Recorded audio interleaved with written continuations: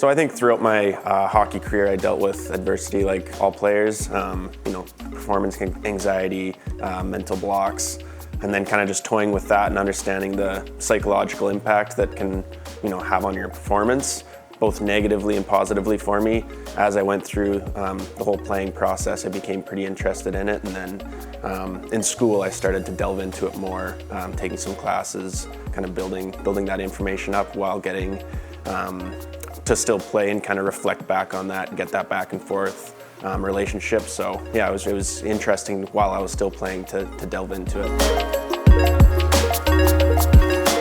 Kind of took off in major junior, playing WHL, and in terms of the psychological aspect there as a young player, ice time, kind of finding your role as a player, performance anxiety, kind of that need. I need to, have this to stay in the lineup. I need to do this to move up the lineup.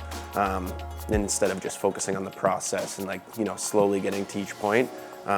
That's probably where it started for me. And then in school, like I said, I became a little more aware of, why some of these things happen, how you can attain certain things through your own commitment and controllables. So throughout school, like I said, got into some courses where I started learning a bit more about it.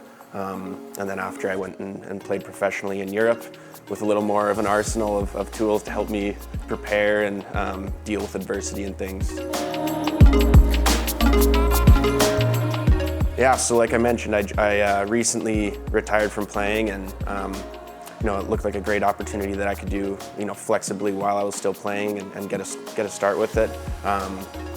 Obviously, very well-renowned company, Dr. Preston being substantial in the community and has done a lot of great work, so that initially spiked my interest. So yeah, I reached out and kind of got the conversation started and was able to jump into it while I was playing. The old way of thinking would be blocking stuff out, right? Moving on, being mental tough, don't let it bother you. I think our approach is accepting it, understanding that, at all junctures there's going to be things that disrupt your play and not allow you to perform the way you want to. So I think being equipped with tools to kind of help you navigate, and then obviously being accountable and consistent in using them, right? So the more familiar you are with these tools, obviously the more you can apply them and, level up your game.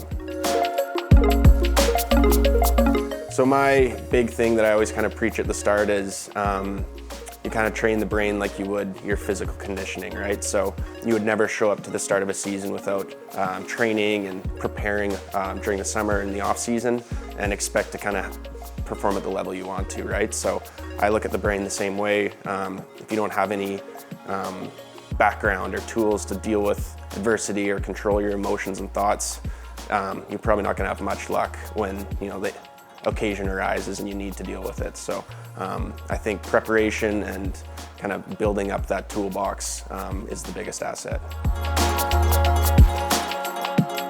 I think the relationships, I feel I get as much out of it as the clients do, and understanding that there's every athlete's journey is different. So I learn a ton about certain steps from each person, and I think just using my expertise and the things I've picked up along the way to kind of bounce off them and find what works for each client.